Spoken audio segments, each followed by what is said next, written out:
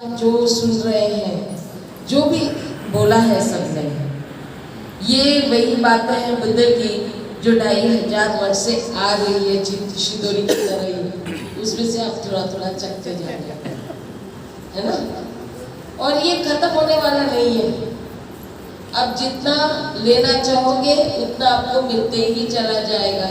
और जैसे अभी राहुल ने कहा है, इसकी खुशी भी दुगनी होती चली जाएगी।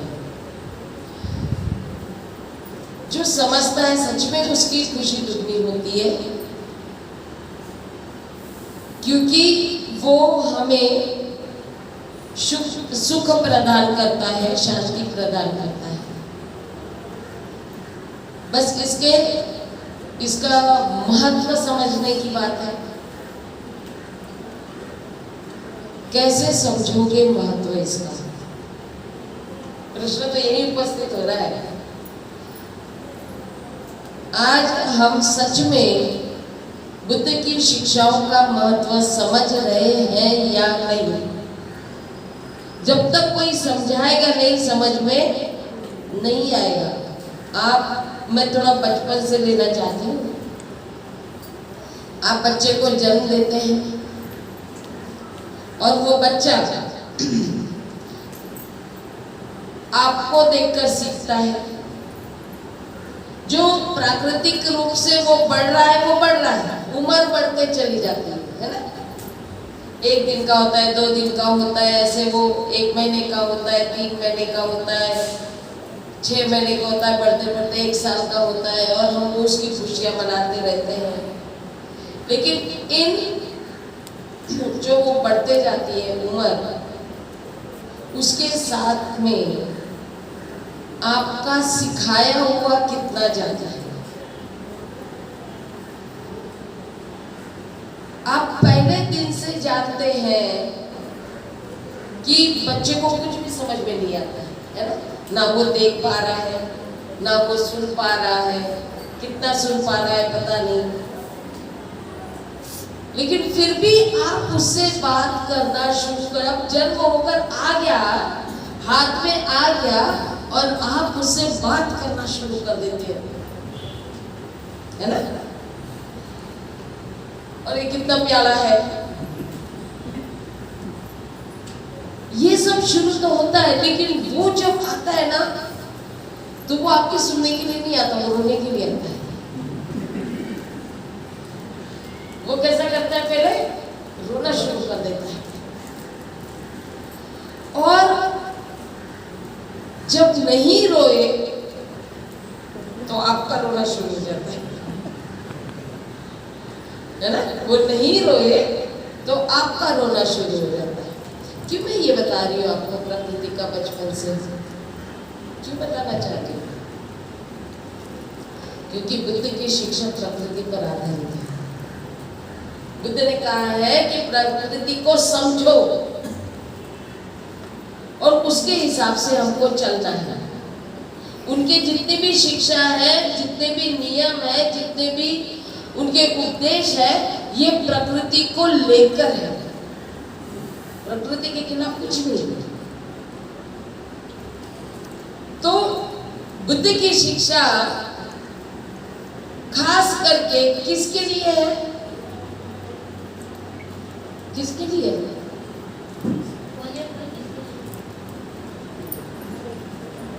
जीव के लिए है कि मनुष्य के लिए है? पक्का मनुष्य के लिए। सारे जीवों के लिए वो उपदेश का फायदा हो सकता है, लेकिन ये उपदेशों को आचरण में किसने लाना है? मनुष्य। फायदा सारे जीवों का करोगे, कौन करेगा? मनुष्य। तो अब ये बच्चा पैदा हो रहा है, ये रोने के लिए पैदा हो गया है, रोते ही हुए पैदा हो गया, और हम रुला रहे उसको। नहीं रो रहा हो तो क्या कर रहे हैं? हम रुला रहे हैं। और फिर जब हम बात करते हैं, उनसे प्यार करते हैं, तो उनको एहसास दिलाते हैं कि रो मत, सब ठीक हो जाएगा। क्या बोल रहे हैं हम? हाँ, अब पहले वो अच्छा रो ले, फिर हम उसको क्या करते हैं? शांत करते हैं। फिर उसकी जो इच्छाएं होती है वो पूरी करते हैं, है ना। जैसे सबसे पहली इच्छा कौन सी है? पेट की। सबसे पहली इच्छा कौन सी है बच्चे की? पेट भरने की। माँ के गर्भ में था तो पेट आराम से भर रहा था, बाहर निकल आ गया, इंडिपेंडेंट हो गया, स्वतंत्र हो गया। स्वतंत्र हो गया तो स्वतंत्र जीना है। जो पहले से मिल रहा था वो टूट गया, वो नाता ही टूट गया। लेकिन एकदम से तोड़ना वो दोनों के लिए नुकसानदायक होता है।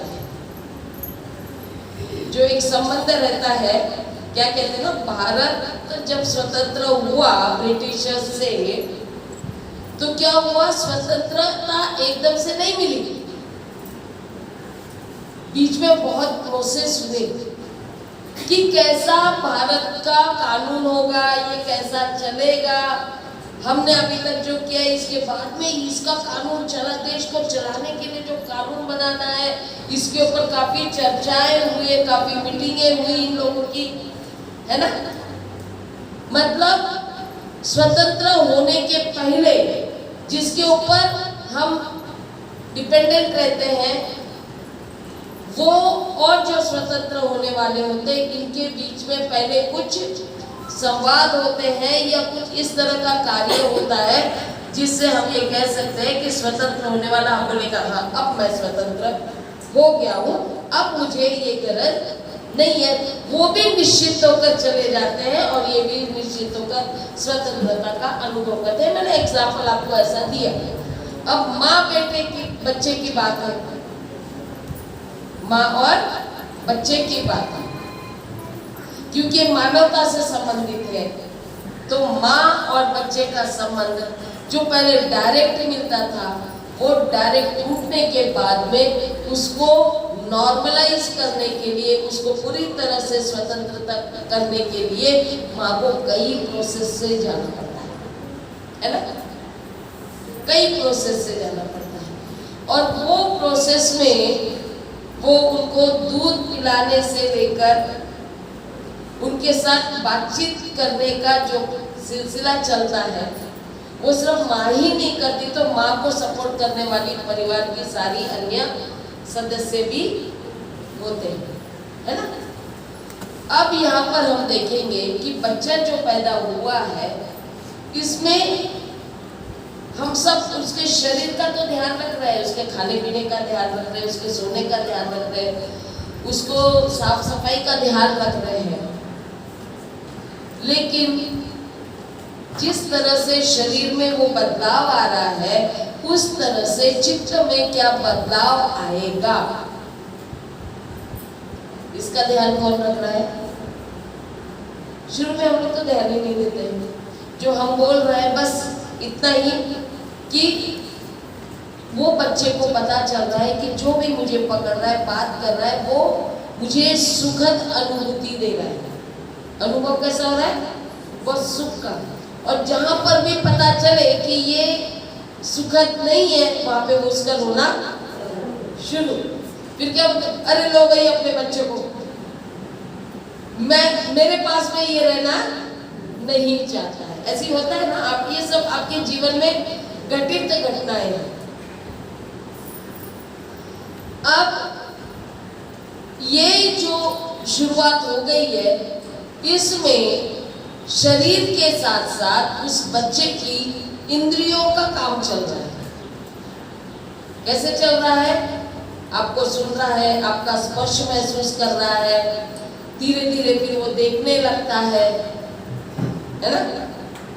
आप दूध पिलाते हो, आप अगर अपना दूध पिलाते पिलाते कभी गाय का दूध पिला दो तो वो बाहर फेंक देगा, है ना। कोई और बाहर का दूध दे दो तो वो बाहर फेंक देगा। या पहले माँ का दूध ना पिलाओ और दूसरा दूध पिला दो, फिर माँ का दूध पियो तो वो पीने के लिए मना करेगा। मतलब उसको स्वाद भी पता चल रहा है, यानी इंद्रिया उसकी कैसे काम करना शुरू कर दिया है। और ये जो आप उनको स्पर्श से, सुनाकर, स्वाद से या आंखों से दिखाकर जो भी वो वो उसके संस्कार बनते जा रहे, उसके मन में वो एक छाप छोड़ते चला जाता है। क्या हो रहा है? वो पक्का होते जा रहा है उसके माइंड में। वो एकदम से नहीं समझता, धीरे धीरे उस बात को समझने लगता है। और हम कहते हैं कि जब वो समझने लगता है तो उसको फिर धीरे धीरे व्यवहार की बातें सिखाते हैं। व्यवहार की बातें कैसे सिखाते हैं? सबसे पहला पाठ जो पढ़ाते हैं, हम परिचय करवाते हैं परिजनों से, परिवार के सदस्य से। क्या करवाते हैं? परिचय करवाते हैं। और जब परिचय करवाते हैं तो रिश्ते भी बताते हैं। रिश्ते बड़े होने के बाद समझेगा, लेकिन तभी से वो समझ में आ जाता है कि कौन से रिश्ते को क्या बुलाना है, माँ बुलाना है या मम्मी बुलाना है। ये भी आपके ऊपर है। देखो, आप अगर मम्मी सिखाओगे तो बच्चा माँ नहीं बोलेगा। आता होगा बोलना, पहले शब्द तो वही निकलता है, लेकिन फिर भी आदत किसकी हो जाती है? बड़े होते ही मम्मी बोलने की हो जाती है। कोई अम्मा बोलेगा, कोई कुछ बोलेगा। जो जिस तरह से सिखाया जाएगा वैसा होगा। और एक रिश्ता जो है वो हमारे जीवन में क्या मायने रखता है, ये वो बच्चा सीखता चला जाता है। और उसी समय हम उनको ये भी बातें सिखाते जाते हैं कि ये हमारे घर के बड़े हैं। क्या सिखाते हैं? ये बड़े हैं, और बड़े हैं तो उनका आदर करना सिखाते हैं। संस्कार वैसे ही पढ़ते हैं। अब जैसे बहुतों के घरों में हमने देखा होगा कि बच्चों को हम पैर छूना सिखाते हैं। बड़े हैं तो पैर छूना सिखाते हैं। लेकिन ये बहुत आगे की बात हो गई, उसके पहले की बात मैं बता दूं, क्योंकि मैं थोड़ा सीक्वेंस से लेना चाह रही हूँ। जागरूकता की बात है। बच्चा कितना जागरूक है हमको नहीं मालूम, है ना? बच्चा कितना जागरूक है हमको नहीं मालूम। तो क्या करते हैं, जब वो चलना सीखता है तो हम बार बार उसको बोलते हैं, बेटा ध्यान से गिरोगे। जब वो घुटने पर चल रहा होता है, बेटा उसको मत छुओ।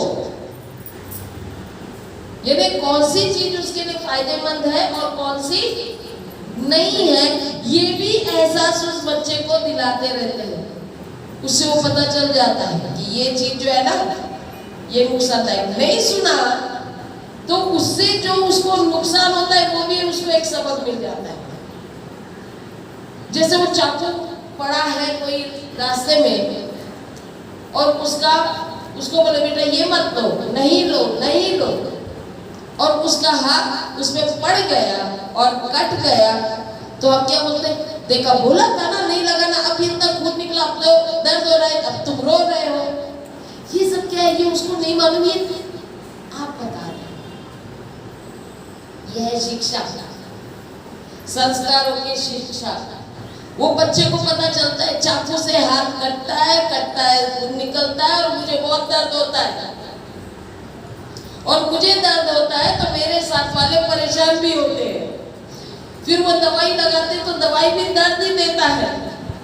दवाई से कब आराम मिलता है कि जल्दी? जब लगाते हैं, धो देते हैं, डेटॉल बोलो या कुछ और चीज बोलो, तो उससे और जलन होती है। वो समझने लगता है कि बहुत सारी बातें उसके आजू बाजू में जो हो रही है, और आप धीरे धीरे धीरे धीरे हर चीज को उसको समझाते जा रहे हैं।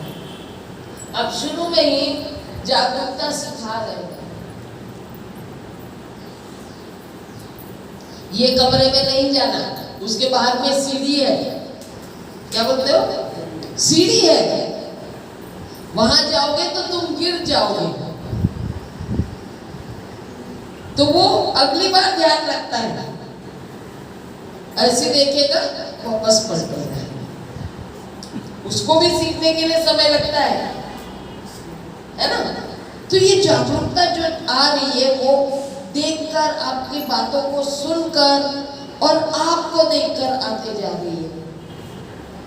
और ये जब सीखते चला जाता है तो यहाँ पर फिर हम उसको और कौन से संस्कार दे रहे हैं ये मायने रखता है। फिर हमारी व्यवहार की बात आती है कि हम जैसे आदर करने की बात है, किस तरह से आदर करवाते हैं। अब वो आदर करना, पैर छूना तो सीख रहा है, अपने अपने संस्कृति के अनुसार है। कोई इसमें जैसे क्रिश्चियनिटी में देखो तो पता चलता है कि पैर छूते ही नहीं, मुझे नहीं कभी दिखा नहीं होती इसमें पैर छूना, लेकिन वो गुड मॉर्निंग, गुड इवनिंग इस तरह की बात करके एक दूसरे के प्रति आदर व्यक्त करते हैं, है ना। मुस्लिम लोगों में वहां पे भी मैंने पैर छूते हुए नहीं देखा है, लेकिन वो कैसे करते हैं, आदाब करना, सलाम वालेकुम करना, ये सब चलता है, वो अपने अपने संस्कृति के हिसाब से चलता है। लेकिन हिंदू संस्कृति में पैर छूने की बात आती है। ये दोनों संस्कृति में देखा गया, गुड मॉर्निंग एक ने बोला तो दूसरे ने उसका जवाब गुड मॉर्निंग में दिया, उसने सलाम वालेकुम बोला तो उसने अस्सलाम वालेकुम बोला। लेकिन हिंदुओं में क्या हुआ कि उसने पैर छुआ, दूसरे ने पैर नहीं छुआ, उसने क्या किया, सुखी हो गया। उसने क्या किया, आशीर्वाद दिया। क्या ये दोनों संस्कृति में आशीर्वाद नहीं है क्या? ये दोनों संस्कृति में ऐसा नहीं है क्या कि वो जो उनको विश कर रहे हैं, आदर व्यक्त कर रहे हैं, उनकी भलाई के बारे में सोच रहे हैं, वो ऐसा नहीं है क्या? है। लेकिन बिना आशीर्वाद दिए भी उनका काम हो रहा है, लेकिन यहाँ पर है। और वही बात बुद्धिज्म में आ गई है। यहाँ पे हम जय भीम बोलते हैं तो जय भीम की बात वापस आती है, जय भीम बोले तो जय भीम आती है, नमो बुद्धा बोले तो नमो बुद्धाय आता है, लेकिन पैर छूने पर सुखियो मंगल होता है। हम तो जय भीम बोलते तो भी हमको सुखियो मंगल को बोला जाता है, क्योंकि हम जीवनदारी होने के बाद में भी हमारी तरफ एक स्त्री की नजर से देखा जाता है, और स्त्रियों को तो आशीर्वाद देने का अधिकार पुरुष ने अपना बना लिया, एकाधिकार। मेरा जन्म ही आशीर्वाद देने के लिए हुआ है, फिर वो स्त्री भिक्खुनी भी बन जाए तो भी उसको आशीर्वाद ही देंगे, है ना। और ऐसे ऐसे आशीर्वाद दिया जाता है कि महिलाओं का ही मंगल हो जाता है, इतना मंगल होता है, इतना मंगल हो जाता है कि वो बंधन से बाहर ही नहीं निकलती। एनीवे, टॉपिक थोड़ा दूसरा जा रहा है, मैं आपको उस वक्त ये संस्कृति की बात बता रही हूँ। तो हम ये संस्कार दे रहे हैं कि बचपन से आशीर्वाद देकर ये संस्कार दे रहे हैं कि बेटा आशीर्वाद के बगैर तुम कुछ भी करोगे तुम सक्सेस नहीं होने वाले। ये मानसिकता बन जाती है बचपन से। तुम कितना भी पढ़ लिख लो, कितना भी अभ्यास कर लो परीक्षा के लिए, जब तक तुम आशीर्वाद घर के बड़ों का या तुम्हारे जो भी कुल देवत है, देवी देवता है, या इवन बाबा साहेब और बुद्ध है, इनके तस्वीरों को, मूर्तियों को पैर छूकर नहीं जाओगे, आप सक्सेस नहीं होने वाले। इस तरह की मानसिकता बचपन से हम तैयार कर रहे हैं हमारे बच्चों को। सही कर रहे हैं, यानी हमने उनकी मेहनत को इंपॉर्टेंस ही नहीं दिया, महत्व ही नहीं दिया। आदर व्यक्त करना है, हाथ जोड़कर भी किया जा सकता है। आदर व्यक्त करना हाथ जोड़कर और वैसे ही रिप्लाई देकर भी किया जा सकता है, लेकिन दो प्रकार हो रहा है, एक नीचा दिख रहा है और एक ऊंचा दिख रहा है, तो यहाँ पे आदर व्यक्त करने में भी समानता नहीं है। ये है, हाँ, इसको कहेंगे अभिवादन। अभिवादन शब्द कहते हैं, अभिवादन करना है ना। तो हम बचपन से कौन से संस्कार दे रहे हैं?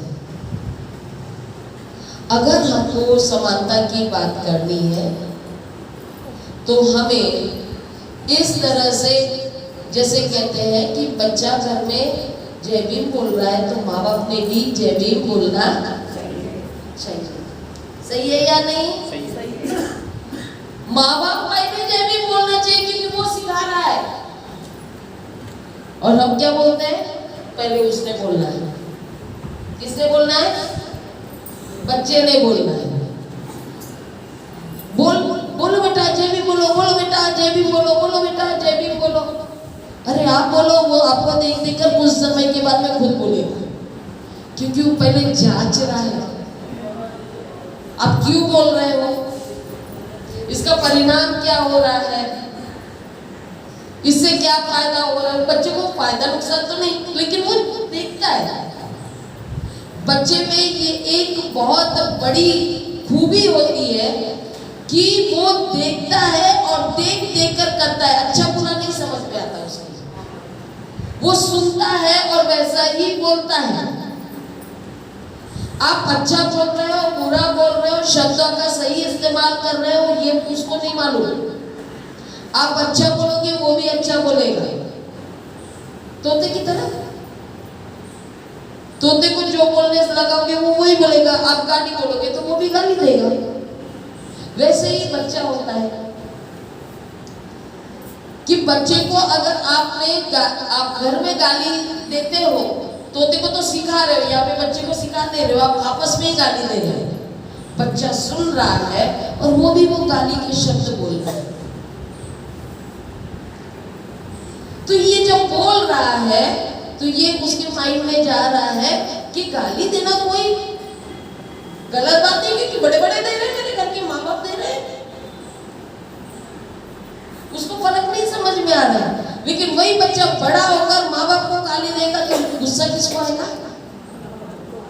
माँ बाप को आ जाएगा। इसलिए कहते हैं कि जब संस्कार देने की बात आती है, माँ बाप को जितना मालूम होता है वो तो उतना देता है। तभी मैत्रेय बंते जी ने कहा कि भिक्खु भिक्खुनी ने साइकोलॉजिस्ट होना चाहिए, मानस शास्त्रज्ञ होना चाहिए, माँ बाप ने भी होना चाहिए, चाइल्ड साइकोलॉजिस्ट होना चाहिए। क्योंकि बच्चे की मानसिकता समझकर उसका ब्रिंगिंग अप, क्या कहेंगे, पालन पोषण, उसका पालन पोषण कैसे किया जाए, उसकी मानसिकता, उसकी जरूरतें, शारीरिक और मानसिक जरूरतें, और व्यवहार में वो समाज में किस तरह का एक अच्छा बच्चा बनकर और आगे चलकर कैसा अच्छा इंसान बनकर बड़ा हो सकता है, इसकी पूरी शिक्षा दीक्षा घर में, परिवार में होती है। और इसीलिए कहते हैं कि मुझे, हम लोगों को कॉल आते रहते हैं, बंते जी वो गर्भ मंगल संस्कार करना है। क्या आता है? गर्भ मंगल संस्कार इधर भी होते हैं और 9 महीने में एक ही दिन होता है। कौन सा दिन? 7वें महीने का वही दिन फिक्स करते हैं। एक दिन में जितना समझ लिया समझ लिया। लेकिन माँ, और इसमें भी कैसे होता है, माँ को बिठाओ, बाप काम कर गए, उसने बस बाद में वो आकर कमाई करके लाकर देना है और बच्चे के साथ बच्चे की जरूरतें, माँ की जरूरतें पूरी करनी है। लेकिन बच्चे को दोनों के सहायता की जरूरत है। दोनों ने पालन पोषण करना है, एक ने नहीं। और सिर्फ माँ बाप ही नहीं तो परिवार में जितने लोग हैं उनका व्यवहार भी मायने रखता है। तो ये संस्कार की जो बात आती है बचपन से, तो पहले तो ये गर्भ संस्कार विधि में चाइल्ड साइकोलॉजी माँ बाप को और परिवार के लोगों को बताने की जरूरत है, सीखने की जरूरत है। क्योंकि अभी तो बच्चा आया नहीं, लेकिन बच्चा आएगा तो उसके साथ कैसा व्यवहार करोगे, उसकी क्या क्या जरूरत है अभी वो बोल नहीं पाएगा। तभी जैसे बताया ना, कुत्ता का पूंछ हिलाता है तो उसको प्यार चाहिए, प्यार दिखा रहा है वो, ये पता चलता है। हमारा भी बच्चा पैदा होता है तो उसको नहीं मालूम वो क्या चाहता है, हमको सीखना पड़ेगा। उसके जो भी दिन भर में जो भी वो व्यवहार करता है, व्यवहार मतलब शारीरिक रूप से हाथ पैर हिलाने से लेकर, रोने से लेकर, हंसने से लेकर, जो भी करता है कार्य वो समझने की जरूरत है। हमको चाइल्ड साइकोलॉजी समझना पड़ेगा, उस बच्चे के बारे में पूरी बातें समझनी पड़ेगी। और जब वो बेसिक तैयार हो जाता है तब हम कहते हैं कि बाहरी व्यवहार की बात आती है। पहले तो परिवार के व्यवहार की बात आ गई। परिवार के व्यवहार परिवार के लोग ही सिखाएंगे और उसके लिए परिवार के लोगों को एक अच्छे इंसान बनकर उसके सामने प्रस्तुत होना होता है। व्यवहार से और हमारे बातों से, हमारे कार्यों से ये हमको सिद्ध करना पड़ता है, क्योंकि जो यहाँ सीखेगा वही वो अड़ोस पड़ोस में दिखेगा। जब वो चलेगा बाहर, परिवार के बाहर निकलेगा तो कहाँ दिखेगा? अड़ोस पड़ोस में उसको लोग देखेंगे और फिर वो जज करते हैं, अरे ये गाली दे रहा है, अभी से बोलना भी नहीं आ रहा, तुतला रहा और तुतले भाषा में ही गाली भी दे रहा है। यही सिखाया है इसके माँ बाप ने, जबकि सिखाया नहीं है, उसने तो सिर्फ सुन सुन कर सीखा है। और माँ बाप क्या कहते हैं? अरे ये बाहर जाता है ना, बाहर का सीख कर आ रहा है, हमने तो नहीं सिखाया था। तो हमको ध्यान देना है कि कहाँ क्या हो रहा है। मैं ये बुद्ध की शिक्षा से इसको कनेक्ट कर रही हूँ। अब ये बाहर जा रहा है, बाहर जाने के बाद में लोगों के साथ व्यवहार उसका बढ़ेगा और फिर स्कूल की बात आती है। उसके बाद कहाँ की बात आती है? क्या पढ़ना है स्कूल में? स्कूल में वो विषय पढ़ने जो घर में कभी पढ़ाया नहीं गया, वो भाषा पढ़नी है जो घर में कभी पढ़ाया नहीं गया। हमें व्यवहार कैसे करना है उस तरह का विषय ये स्कूलों में मैथ्स के अलावा और कोई नहीं होता है। मैथ्स का ही व्यवहार सिखाया जाता है, मैथ में जोड़ना घटाना, है ना। यानी हम लेन देन वाला जो है पैसे का, बस वो मैथ एक विषय है जो आपको आगे काम आता है, लेकिन बाकी व्यवहार की बात स्कूलों में कोई विषय उस पर नहीं होता है।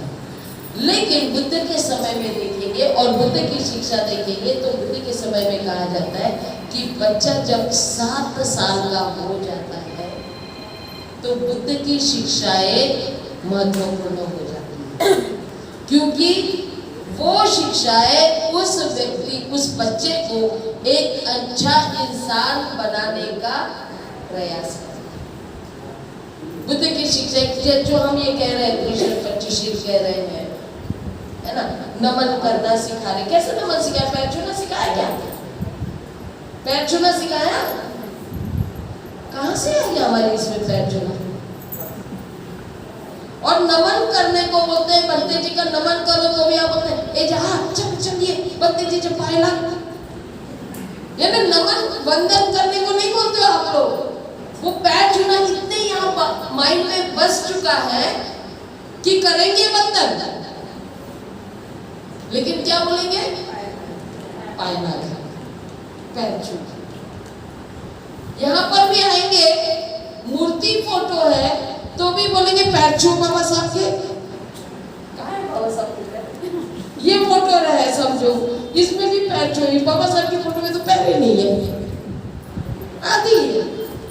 लेकिन हमारा माइंड वही करता है, तो शुरुआत वहीं से की जाती है।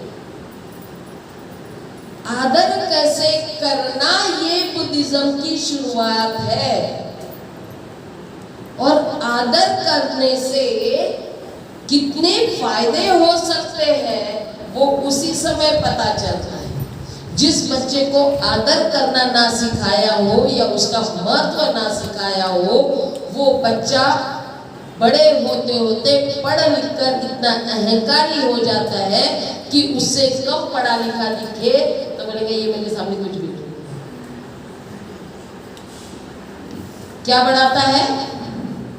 अहंकार बढ़ाता है। पढ़ाई लिखाई ये अहंकार बढ़ाती है, इसलिए पढ़ाई लिखाई के साथ आदर करना भी सिखाना उतना ही जरूरी हो जाता है। ज्ञान लेने के लिए झुकना बहुत जरूरी है, इसलिए पहले झुकना सिखाते हैं। क्या करते हैं? आदर करने के लिए झुकते हैं।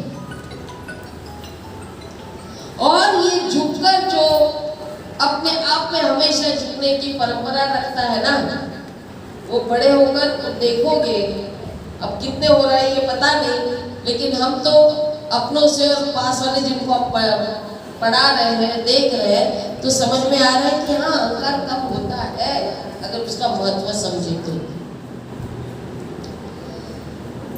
उसके बाद में वो इतना विनम्र हो जाता है। क्या हो जाता है? अहंकार कम जिसका हो गया वो कैसा हो जाता है? विनम्र हो जाता है। वो इतना विनम्र होता है कि बचपन से ही 7 साल का रहेगा, उसकी पढ़ाई शुरू हो गई, तभी उसको बोलना है कि बेटा अभी तक जो सीखा ये अज्ञानता, अभी तक कुछ नहीं सीखा, ये अज्ञानता थी। बहुत सी बातें अज्ञानता में हो गई है, अभी हमको ज्ञान लेना है। तो इस अज्ञानता में क्या क्या गलतियां हो गई, क्या क्या अपराध तो उसको समझ में नहीं आते बच्चों को। हम गलतियां ही कहते हैं, लेकिन ये अपराध जो भी हुआ है इसको स्वीकार करना सिखाते हैं। बुद्धिज्म का ये नमन के बाद का सेकंड स्टेप आ जाता है। इसलिए याचना में सबसे पहले अपराधों की माफी मांगी जाती है, और माफी तब मांगोगे जब आप स्वीकार करोगे।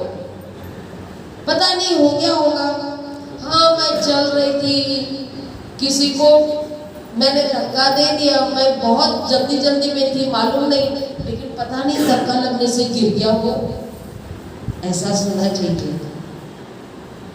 चलते चलते किसी को धक्का लग गया, ऐसा सोना चाहिए कि मेरा धक्का लगाने का हमको तो आदत है, खुद धक्का मारेंगे और दूसरे में दिखता नहीं, क्या देखकर नहीं चल सकती, ये हमारी आदत हो गई।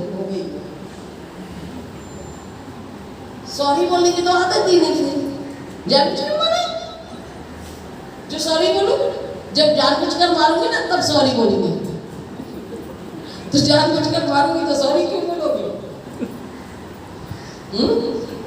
यानी हम बचपन में माफी यानी अपराध करने की स्वीकृति और माफी मांगने का ये सब उतना ही अर्थ नहीं रह गया। तो इससे हमें पता चलता है कि वो शिक्षा मिल रही है कि हम किसी को दुख दे रहे हैं या नहीं, इसका एहसास होना, संवेदनशील होना। संवेदनशील होने की शिक्षा हमको वो पहली याचना से मिल रही है। यानी तो बचपन में उतना हो गया अपराध तक, लेकिन बड़े होते होते हम संवेदनशील हो रहे हैं। तो उस माफी मांगने की वजह से जो संवेदनशील नहीं है वो अपराध करते भी जाएगा और माफी भी नहीं, क्योंकि उसको कुछ दर्द हो ही नहीं रहा, दूसरे के दर्द का असर उस पर नहीं हो रहा है। यानी वो सिर्फ एक लाइन की याचना नहीं है, सिर्फ माफी मांगने की याचना नहीं है। बहुत से लोग तो बोलते मैंने कभी किया ही नहीं कुछ, तो मैं क्यों माफी मांगू। बहुतों को ये होता है, अरे लेकिन करके तो देखो, माफ करना बहुत बड़ा गुण है। आगे जो किया हो नहीं किया हो, आगे वाले व्यक्ति को लगेगा कि भाई ये माफी मांग रहा है, मतलब ये व्यक्ति कभी गलत भी किया हो, कोई अपराध भी किया हो, तो इसमें उतनी तो ये है कि वो जानबूझकर नहीं करेगा, वो मुझे कभी जानबूझकर तकलीफ नहीं पहुंचाएगा। अज्ञानता में, अनजाने में हो जाए कोई बात नहीं, लेकिन एक विश्वास बनेगा कि मुझे कभी दुख नहीं पहुंचा सकता। तो ये संवेदनशीलता हमारे अंदर आनी है, और ये आने के बाद में फिर और जो अज्ञानतावश हो चुका है वो दूर करने के लिए हम त्रिशूल पंचशील मानते हैं। क्या दूर करना है हमको? अपराध न करने की पद्धति सीखने के लिए। क्या सीखना है? क्योंकि हमको तो मालूम ही नहीं ना क्या करने से किसको कितना दुख हो रहा है, तो वो सीखना पड़ेगा। जो असंवेदनशील है उसको नहीं मालूम। आज इतने सारे असंवेदनशील व्यक्ति है कि उनको दूसरे को दुख पहुंचाकर खुशी होती है। उनको लगता है इसने मुझे दुख पहुंचाया, मैं समझ रहा हूं, लेकिन जितना दुख मुझे हुआ है उतना दुख मैं इसको भी दूंगा, तभी मेरे मन को शांति मिलेगी। बदला लेना है मुझे। इस तरह की जब बात मन में आती है वो बदले की भावना में चली जाती है, संवेदनशीलता कहीं ना कहीं गुम हो जाती है। खुद का दर्द तो समझा, तो वैसे ही दर्द दूसरे को भी देना है। लेकिन यहाँ त्रिशूल पंचशील लेकर हम क्या सीख रहे हैं कि मैं तो ये अपराध नहीं करूंगा, मैं इसके लिए सब ज्ञान लूंगा कि किस वजह से, मैं क्या करने से मैं मेरे हाथों से अपराध नहीं होगा। लेकिन साथ ही साथ ये भी बताता है बुद्धिज्म में, बुद्ध की शिक्षा ये भी बताती है कि आप जैसा करोगे आप अनुकरणीय हो जाते हो आगे वालों के लिए। आप में परिवर्तन देखकर आगे वाले में भी परिवर्तन होता है। जो बचपन से जो मैंने बताया नहीं, आपने किया और बच्चे ने सीखा, तो क्या किया बच्चे ने? अनुकरण किया। वैसे ही अन्य लोग भी उसी तरह का आपके व्यवहार में बदलाव देखना चाहते। जैसे राहुल ने तभी कहा ना कि कपड़ों से दिख रहा है सब लोगों को, पहचान हो रही है, लेकिन बुद्धिस्ट की पहचान कैसी होगी? आपके व्यवहार से, आपके जो पालन कर रहे हो, आप जिस तरह से बोल रहे हो, जिस तरह से व्यवहार कर रहे हो, ये लोग देखते हैं। आपके आजू बाजू वाले, आपके परिवार के लोग देखते हैं। समय जरूर लगता है समझने के लिए, जब हम उसको समझाएंगे तब वो समझेंगे। लेकिन क्या कहते हैं यहाँ पर फिर से, ये अज्ञानता दूर करना है, मतलब क्या करना है? तो सबसे पहले ज्ञान लेने की शुरुआत करनी है। कौन सा ज्ञान लेना है अब यहाँ पे? अब स्कूल में जा रहे हैं, विषयों का ज्ञान ले रहे हैं। परिवार में थे, परिवार के साथ वाला ज्ञान ले लिया, रिश्तों का ज्ञान ले लिया। अब यहाँ पे हमारे पांचों इंद्रियों को लेकर जो भी मिलता है, जो भी आजू बाजू में दिखता है, हमारे आजू बाजू में जो है, सामाजिक, पारिवारिक, सामाजिक, देश के बारे में जो है, ये सारी जानकारी लेना बहुत जरूरी होता है। इसलिए कहते हैं ज्ञान, इसको ज्ञान कहा गया है। क्या लिया है? ज्ञान लेना है, यानी इसको हम निरीक्षण करके ज्ञान लेना है। और निरीक्षण की प्रक्रिया को ये डेवलप करता है। जब हम आते हैं इसमें तो निरीक्षण की प्रक्रिया डेवलप होती है, और ये डेवलप होती है तो हमको छोटी छोटी बात की तरफ हमारा ध्यान आकर्षित हो जाता है। एकदम से पता चलता है अरे ये ऐसा हो रहा है, और माइंड काम करने लगता है कि क्यों हो रहा है, क्यों हो रहा है ऐसे। अब हम लोगों को कभी कभी पता चलता है, किसी को देख ले कोई कुछ बोले तो एकदम से वो माइंड में हिट करता है, हमको कंट्रोल करना पड़ता है, नहीं नहीं बोलना है इसके बारे में अभी की बात, क्योंकि अभी वो लोग नहीं जान रहे इस मामले में। लेकिन माइंड एकदम से हिट कर जाता है कि ये ऐसा हो रहा है, वो वहां वैसा हो रहा है, रोक नहीं पाते हैं। ऐसा ज्ञान हमारे आजू बाजू में फैला है। तभी जैसे बताया ना कि एक्सीडेंट हो गया, तो एक्सीडेंट हुआ तो हमारे माइंड ने कहा कि जाकर देखना है क्या हुआ है, और देखने के बाद में हमारा माइंड काम करना शुरू होना चाहिए, वो ज्ञान होना चाहिए कि एक्सीडेंट हो रहा है तो मैं क्या कर सकता हूँ इसमें से। क्या सच में मैं उसको उठाकर ले जाता हूँ? मैं तो कमजोर, मैं उठाकर नहीं ले जा सकता, पहली बात। दूसरी बात माइंड में आनी है, खून बहुत बह रहा है तो क्या करेगा, कोई कपड़ा ढूंढे उसको बांध दे।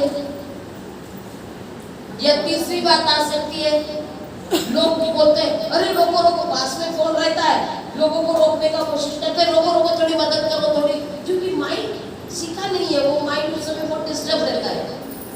लेकिन फोन रहता है तो सबसे पहले क्या आना चाहिए, फोन करो, एम्बुलेंस को बुलाओ, हो सकता है। यही अज्ञानता दूर करने की बात है। यानी हर चीज जहां पर, मैं अभी तो एग्जांपल मैंने सिर्फ एक्सीडेंट का लिया है, ऐसे कई घटनाएं हमारे जीवन में होती है, वो घटनाओं में को हमने किस नजर से देखना है, वो हमें क्या सिखा रही है, हमने उसमें कैसी प्रतिक्रिया करनी है, उसको वो अगर समस्या है तो उसको दूर करने के लिए क्या करना है, या जो लोग उससे संबंधित है उसको किस तरह से मार्गदर्शन करना है, या हम मार्गदर्शन करने लायक है या नहीं, ये भी समझना है। तो ज्ञान निर्णय सीमित नहीं है, और अगर जो भी ज्ञान ले रहे हो और कोई घटनाएं घट रही है, उसमें अगर हम सही तरह से कोई निर्णय ले रहे हैं, तब हम कह सकते हैं कि हमने प्रज्ञा का इस्तेमाल किया, और बिना ज्ञान के आप प्रज्ञा का इस्तेमाल नहीं कर सकते, ये भी उतना ही सत्य है। ज्ञान लेने से ही प्रज्ञा आती है। ज्ञान लेने से क्या आती है, और क्या है प्रज्ञा? प्रज्ञा वो है जो बताती है कि ये करेंगे तो ये गलत है, और ऐसा करेंगे तो ये सही है। और अगर सही कर लेते हो तो प्रज्ञा से करते हो, और गलत करते हो तो आपको ज्ञान तो है लेकिन प्रज्ञा नहीं आई है, प्रज्ञा नहीं आई है। और इसीलिए जब तक प्रज्ञावान ना होते हैं तब तक हम सही निर्णय लेने की हमारी तैयारी नहीं होती है, और हमारे हाथों से फिर भी अपराध होते चले जाते हैं। क्या होते हैं हमारे हाथों से? अपराध होते हैं। मुझे मालूम है किसी को मैंने चोट पहुंचाई है, किसी को दुख पहुंचाया है, लेकिन प्रज्ञा नहीं है। ज्ञान हो गया, वो रो रहे हैं, उनको दर्द हुआ है, लेकिन मुझे प्रज्ञा नहीं आई, तो मैं उनके सामने जाकर ना माफी मांगूंगा, और ना ही उसको सांत्वना दूंगा, और ना ही ये प्रॉमिस करूंगा कि दोबारा इस तरह का नहीं होगा, कि आपकी आंखों में आंसू आए या आपको दुख पहुंचे, ये नहीं होगा। तो हमको ये प्रोसीजर से जाना पड़ता है, इसलिए कहते हैं कि हमको ज्ञान लेना जरूरी है, और वो ज्ञान को समझना जरूरी है। तभी स्कूल में एग्जाम्पल मैं हमेशा देती हूँ कि स्कूल में जब बच्चा जाता है उसको ज्ञान दिया जाता है, किताब में से पढ़ाया जाता है, अब वो पहली बार तो सिर्फ रट लेता है, रटकर जैसा है वैसा बोलते चला जाता है, उसको पता नहीं है उसका अर्थ क्या है। उसी तरह हो सकता है 1956 के बाद में हम लोगों को पहले त्रिशण पंचशील दे दिया पाली में, समझे या ना समझे, बहुतों को याद नहीं, लेकिन अभी बहुत समय हो गया ना, अभी अर्थ समझना बहुत समय हो गया। और तभी कहते हैं कि वो सातवीं में रहते हैं ना, हम तो उसके पहले ही देते हैं घरों में, लेकिन सातवीं में जाने के बाद में से ही उसको अर्थ समझना आना चाहिए। वो स्कूल में जाने तक ठीक है, उसने याद कर लिया है ना। पहली कक्षा में जाने तक बच्चे क्या करते हैं, जो बोला जाना उसको जैसा है वैसे बोलते चले जाते हैं, लेकिन जब पहली में जाते हैं तो उसको अर्थ समझाते चित्रों के साथ। चित्र होता है ना, ये आम है, और सिर्फ आम नहीं सिखाते तो बाद में बोलते हैं ये आम खट्टा भी होता है मीठा भी होता है, ये भी सिखाते हैं। फिर उसकी जानकारी थोड़ी थोड़ी थोड़ी थोड़ी ज्यादा बढ़ाते चले जाते हैं। वैसे ही बुद्धिज्म में भी अगर हम त्रिशण पंचशील सिखाते हैं या बुद्धि की शिक्षा शुरुआत करते हैं तो उसमें हमको अभी तक चाहे हमको याद था, जैसे वो छोटा बच्चा बोलता है ना, ट्विंकल ट्विंकल लिटिल स्टार, क्या ऊपर छत पर पंखा चलता है, इस तरह की कविताएं होती है, तो माँ बाप बड़े खुश हो जाते हैं कि मेरे बच्चे को पूरा पोयम याद है, लेकिन उसका अर्थ उसको मालूम नहीं। तो अभी आप लोग कितना भी बोलो बंते जी हमें पूरा गाथा शुद्ध याद है, त्रिशण पंचशील में याद है, हमें कोई प्राउड फील नहीं होगा, क्योंकि अभी आपकी वो उम्र नहीं रही याद रखने की, आपकी उम्र अभी है वो समझने की। जब समझोगे तो परीक्षा में सही करोगे। और आपकी परीक्षा क्या है? आपकी परीक्षा क्या है? आपका व्यवहार, आपका आचरण, वो नहीं दिख रहा है इसलिए सब फेल है। आपको सब याद है, गाथा शुद्ध याद है, त्रिशण पंचशील याद है, नींद में से उठाओगे तो भी आप बोलोगे, फिर भी आप फेल है। क्यों? क्योंकि आचरण में नहीं दिख रहे। बच्चा जब तक लिखेगा नहीं तब तक उसको पास नहीं किया जाएगा, वैसे ही जब तक आपके आचरण में दिखेगा नहीं आपको पास नहीं किया जाएगा, और आप अच्छे बुद्धिस्ट बन ही नहीं सकते। आपकी इच्छा होनी चाहिए मुझे पास होना है, और पास होने के लिए आपको समझना पड़ेगा। और जब आप समझकर पढ़ोगे तो उसको और फिर आचरण में आएगा, तब आप में जो एक तरह की इस तरह का दिखावा दिख रहा है बाहर में, बाहर के लोग आपको देखकर जो जज कर रहे हैं वो हट जाएगा, और फिर आपके इसमें क्या आएगा, अभी मुझे तो और सीखना है। और जब ये आचरण मिलाकर और सीखने की बात आएगी तब आप उपासक उपासिका के पद पर आना शुरू हो जाएगा। अभी नहीं हो आप लोग, एक बार भोजन ले दिया, एक बार पैसे का दान ले दिया, एक बार जीवन का दान ले दिया, क्योंकि मेरे घर में कुछ कार्यक्रम है और मैं बुद्धिस्ट रीति रिवाज से करना चाहती हूँ, तो मैंने वो कर लिया और ये सब दान दे दिया तो मैं बुद्धिस्ट हो गई, मैं उपासक उपासिका हो गई। नहीं,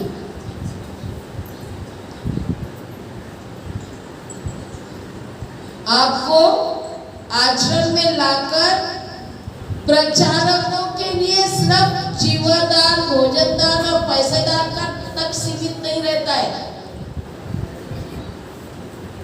भिक्खु भिक्खुनियों से और मुझे क्या ज्ञान लेना है, और वो ज्ञान लेने के लिए मुझे और क्या व्यवस्था करनी है। व्यवस्था करनी पड़ेगी ना। जैसे तभी बात की थी, प्रशिक्षण लेना है तो अब इतने लोगों के लिए हमको सब व्यवस्था करनी पड़ेगी। तब आपका दान वो नहीं है चीवर देना, आपने नहीं दिया तो भी चलेगा, आपने अर्धदान नहीं दिया तो भी चलेगा, आपने भोजन दान नहीं दिया तो भी चलेगा। आप व्यवस्था करोगे इस सब चीजों की। क्या करोगे?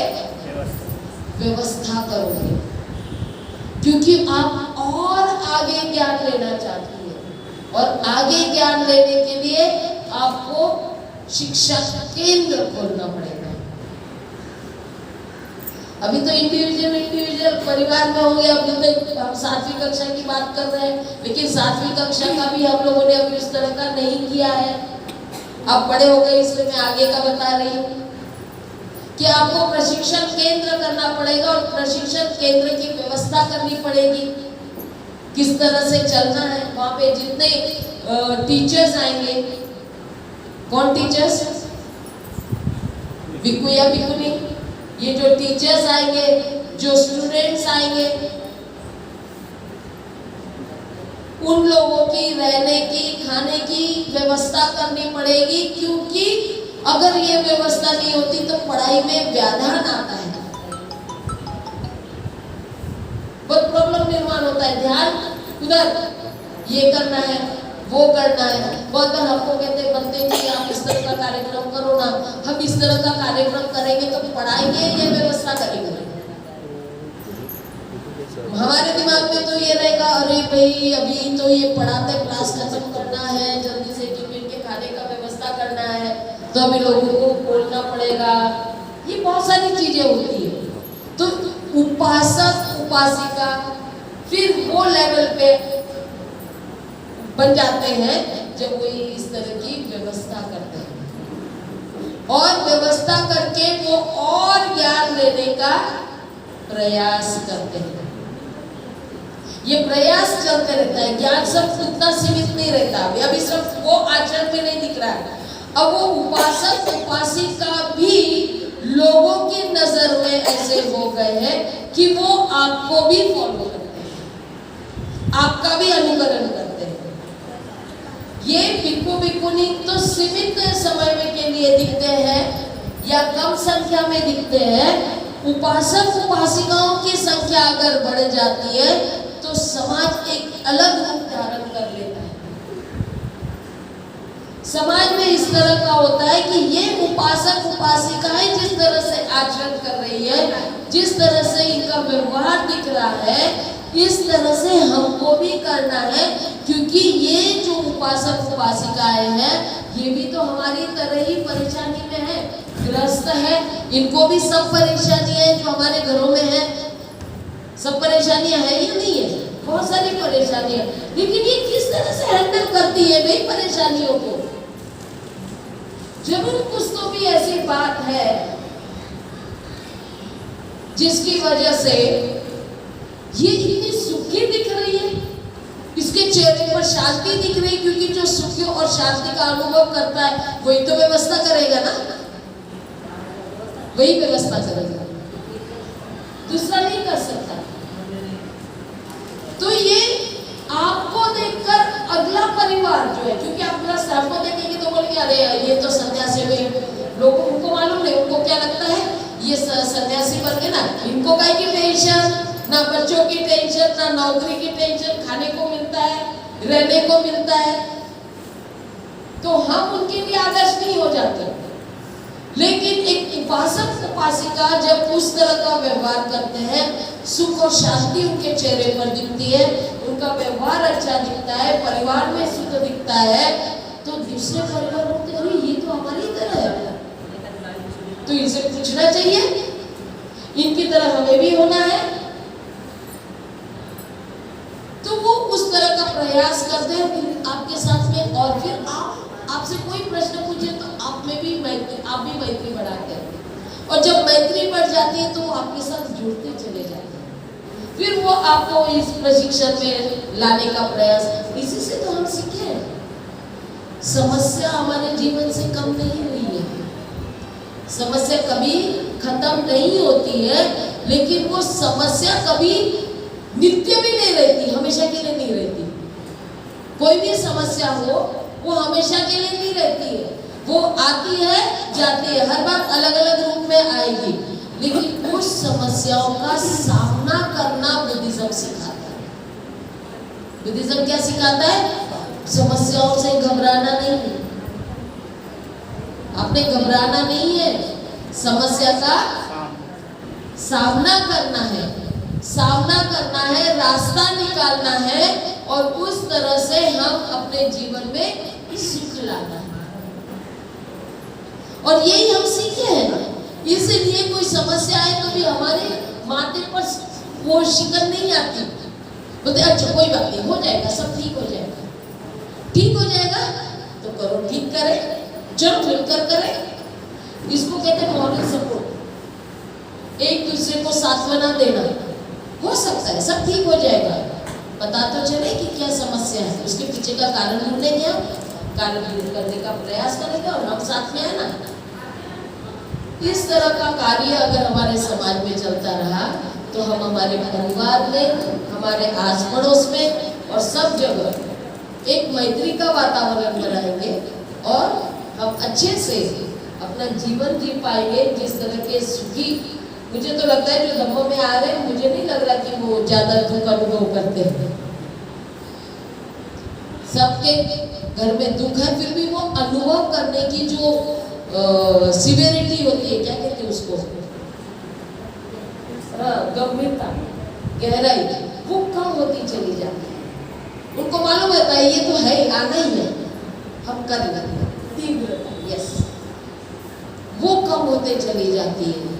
जो बाकी लोगों में, नहीं तो बाकी तो रोते ही रहते हैं, जो दम नहीं जाता वो क्या करते हैं, वो इतने से बात के लिए भी रोएंगे, लेकिन जो धम्म जानने लगते हैं, बुद्ध की शिक्षा जानने लगते हैं, वो इससे उसको सामना करते, वो रोते नहीं बैठे, क्योंकि रोने से कोई हल नहीं निकलता है। तो यही बातों को हमें समझना है। इन्होंने, राहुल ने कहा कि आप घर ले जाओगे, तो मैं चाह रही हूँ कि जो बातें बताए गए अभी तक के, सारी बातें बताई गई है, इसको अपने जीवन में कैसे उतारना है, अपने परिवार पे, और चलो अभी थोड़ा सुखी हुए हो और थोड़ा ज़्यादा सुखी होने के लिए आपने क्या करना है, आपको ये समझ रहा है, उस तरह का व्यवहार आप अपनों के साथ करोगे और अपने परिवार को और समाज को सुखी बनाओगे, अपने आप देश सुखी बनते चला जाएगा। जय भीम, नमो।